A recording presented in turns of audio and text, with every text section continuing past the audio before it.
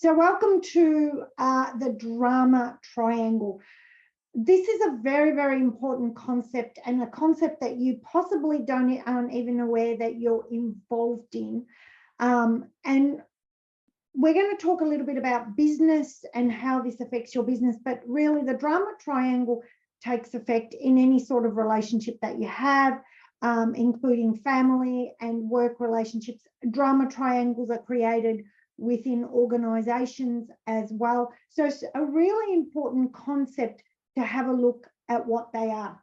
So let's start with what is it. So the drama triangle is a concept introduced in 1968. So not something that's new, it's been around for a long time, by Stephen Karpman, who demonstrates dysfunctional communicational roles in groups.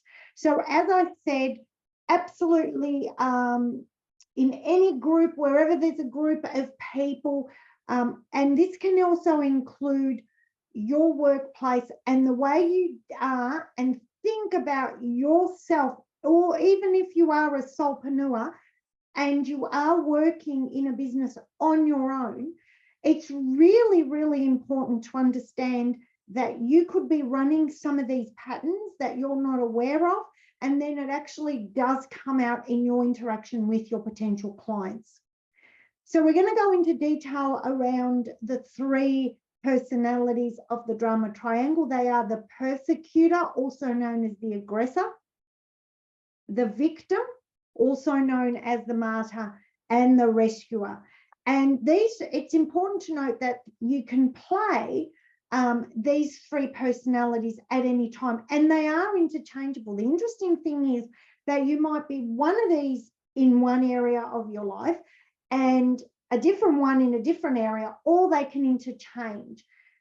One of the reasons why you need to understand these and to see if you're playing out any part of this and being able to learn to step out of this drama triangle is because it causes inequality in any business relationship. In fact, in any relationship as a whole, but especially in business, in groups and teams, it can create inequality. And, especially if you're wanting to grow your business and grow teams, that it's really important that your teams all get together and have a really cohesive work environment, or else your productivity starts to suffer.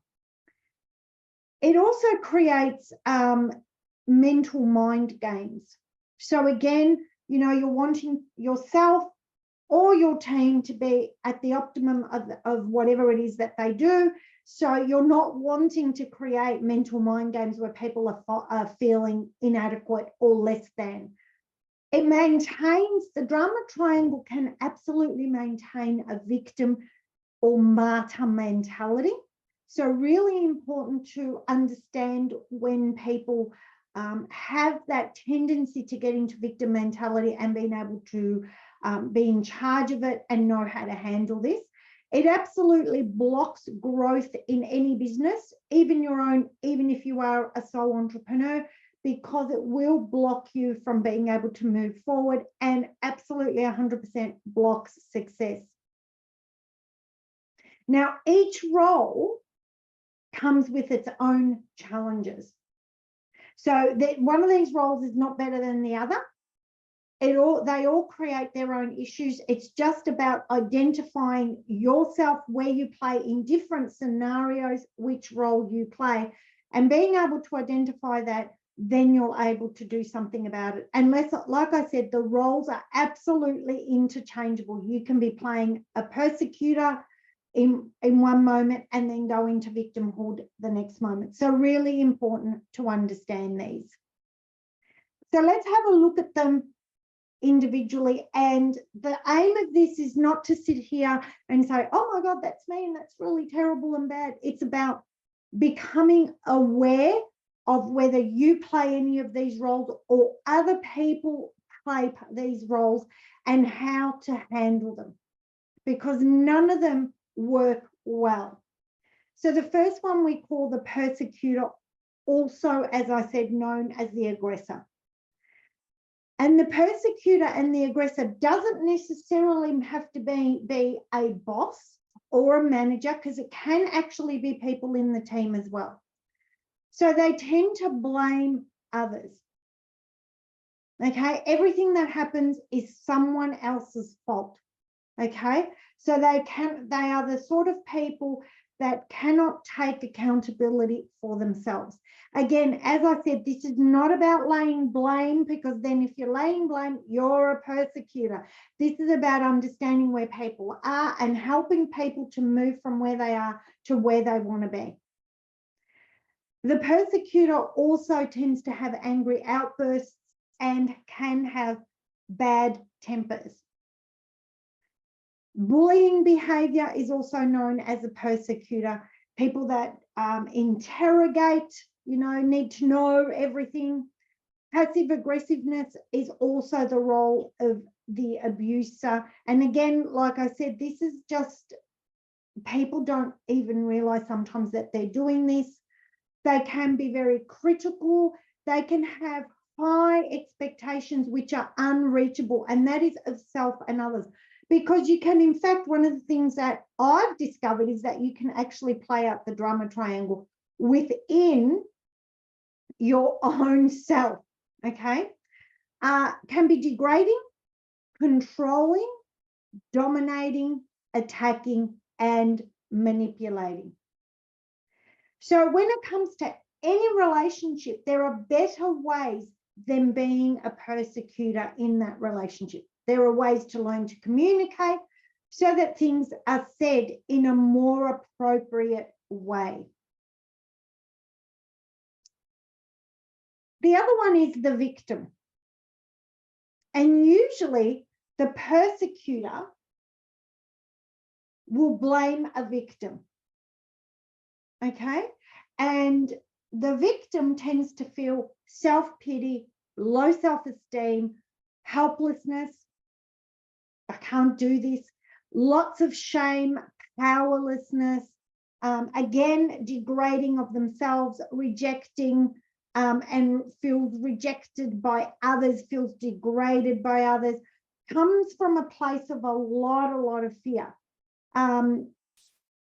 Also is the sort of person that says, I don't know how to. So like I said, if this is something that you're saying to yourself, you are creating a martyr or victim within yourself. And if you're coming from that space, it's going to be very difficult for you to actually grow your business, because you're taking those feelings with you when you're speaking to your own clients.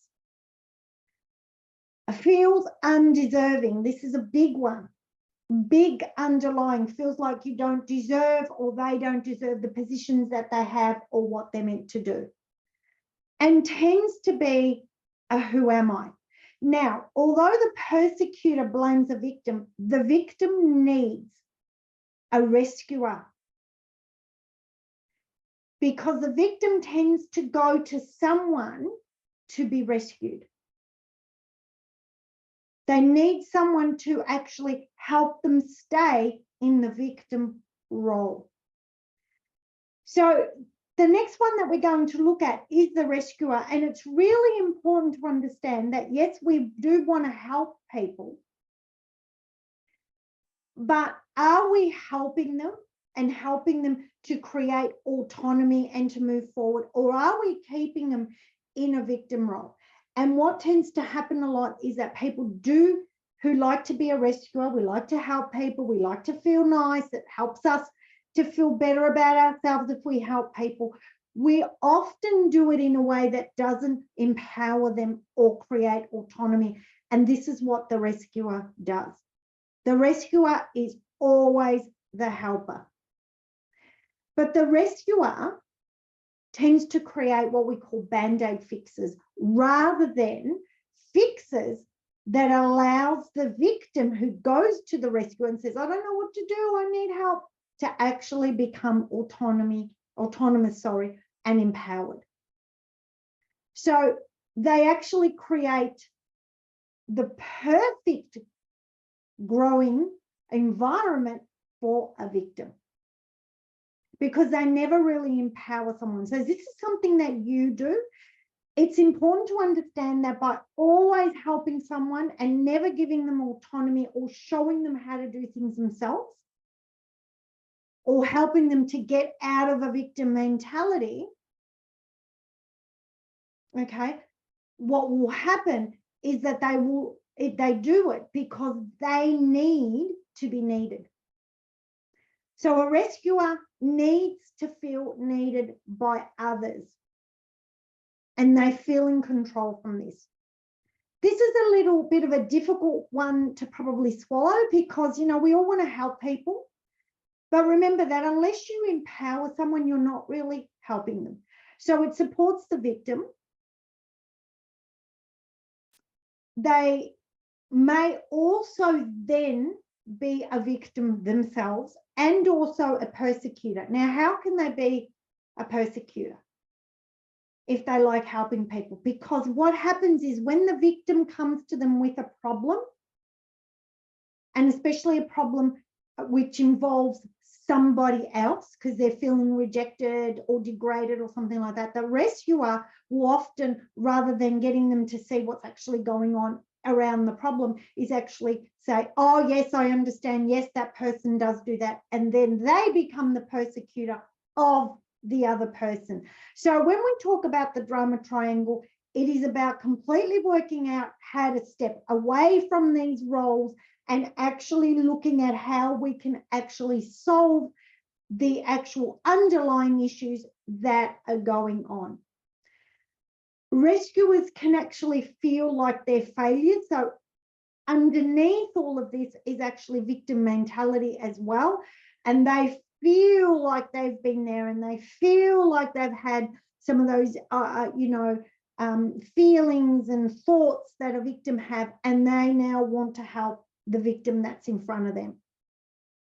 So really, really important to understand these roles because none of them play a good part in effective communication, moving past problems. And if you start looking at them in teams and in your business, they can actually create a lot of problems within a team environment. Let's have a look at how to step out of these roles. Number one, there needs to be, and this is for all of them in general, there needs to be healthy boundaries. And by healthy boundaries, I mean letting people know that certain behavior, certain ways of talking, certain things that happen within a workplace is not suitable. But again, you might have to create some very healthy boundaries for yourself because you might be creating your own drama triangle within yourself.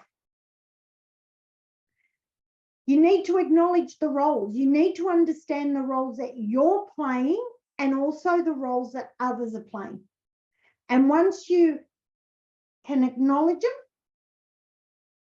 you can step out and say, okay, how do we sort this problem out? What's really going on underneath these roles? Because it's actually what's going on underneath the roles that are important, not the roles themselves.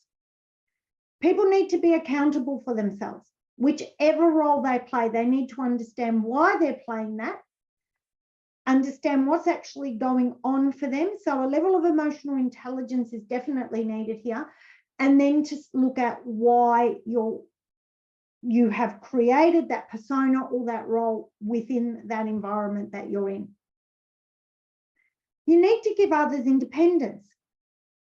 Again, it is not your job that if someone's a persecutor to go in and persecute them as well.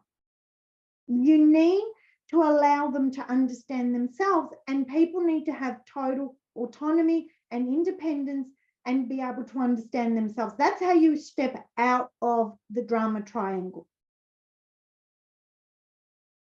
Understanding yourself better and resolving the real underlying issues that are going on that are creating this. And you will find that most of the underlying issues will stem from fear, including a boss or a manager who can be quite aggressive. You will find that they come from fear of not meeting targets or losing money or whatever it is. And even when you persecute yourself, you will find that it comes from fear. And the victim and also the rescuer, it's all fear-based. And you need to find those fears and work on them. You need to drop the persona and be real. So rather than if someone isn't performing or someone's coming to you as a victim or whatever is happening in this drama triangle, you need to be real. You need to drop the mask of being that rescuer or being the persecutor or being the victim and actually say what's really going on.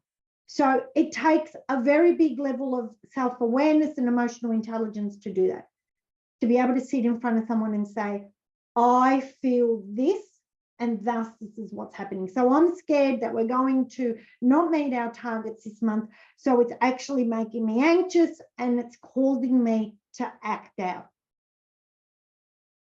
You need to examine your beliefs. What is it that you believe around the situation that's going on that's causing this behavior? And you need to have a look at your cognitive biases. We have something, I speak about cognitive biases all the time. We have something like 300 cognitive biases. And what happens is our beliefs control those biases. So within about 20 to 30 seconds of something happening outside of yourself, what will happen is your unconscious mind needs to make sense of that. So what will actually happen is that you will make a snap decision. And that snap decision will be made on your beliefs, your attitudes, your values, and it creates a bias that represents what you believe, not necessarily truth, something you believe. So you need to examine these because the way you're reacting and what you believe to be true might not in fact be the truth. And you need to deal with your emotions, whether it's anger, guilt, shame, and any other emotions that come up. You really need to go deep into those emotions and deal with them. If you're not able to do that yourself, I highly recommend this is where working with someone else and especially working with a therapist or a coach that is trained in these areas is very, very beneficial because you act so spontaneously when something happens, you don't even realize the way you're behaving. And what happens is that if you're holding anger, guilt, shame, and various other emotions, you will act according to those emotions and not make possibly the best decision for your business. Okay.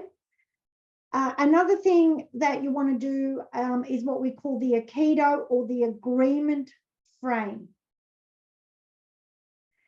And some of the things that we do in the Aikido or the agreement frame is we say, I respect what you're saying and I appreciate what you're saying and I agree with what you're saying and what this does is displace the other person from an argument, right? So it's not confrontational whatsoever. And it helps you to someone who comes up to you, let's use the example of a victim, comes up to you and tells you that they feel like they are being bullied by someone. You can say, I appreciate with what you're saying, and I'd like you to take on this point of view. And then you could continue further with, what is it that person's doing that's making you feel like they're bullying you, et cetera, et cetera. So we're using reframing of what they are saying as well. Do not use I understand, because you can never understand another person. You're not them. And also do not use the word but, because if you say, I respect what you're saying, but it actually negates everything you've said beforehand. So we don't use I understand because you can't understand, and we don't use the word but. A couple of other things, become aware of your triggers or get them to become aware of their triggers. What's actually happening that's triggering off this behavior? What's actually going on? Also, if you are playing any of these roles, it's important to empower others. Okay, it's not about you fixing, It's about you empowering them, getting them to realize that there's a unresourceful behavior going on here and we need to get to the bottom of it. And last, ask for help, but not from a rescuer. Okay, you need to ask for help from people who can help you, that are not going to give you what you want to hear, especially in the victim mentality. If you're asking for help and you're coming from a victim mentality, you don't want someone who agrees with everything that you say. You want someone who can pull you out of that victim mentality and help you to understand why you've got this mentality and what's actually going on for you. So there's a quick overview, guys, of the drama triangle. So if anyone is wanting to know more, please reach out. It is something that is so important to recognizing yourself and others, because it can be quite unresourceful, whether you're doing it with yourself, whether you're in the drama triangle with clients. And a lot of people don't even realize, especially in sales, that they come across as victims, which is, and then they can turn into persecutors when the person says no, which does not do any favors. But especially if you're working with others, communicating with others in your teams, et cetera, really important to recognize the roles people play. And if they are in any of these three roles, to understand and know how to move them outside of those roles quickly, so that we can get on with what's important in the workplace. So again, thank you for watching, guys. Just a few places absolutely that you can find me on YouTube. Lots and lots of videos on YouTube, Facebook, LinkedIn, Instagram under my name, Sandra Madafri, TikTok, and we do have a podcast as well, Business Secrets for Change Makers. So thank you for being here, and I look forward to the next time.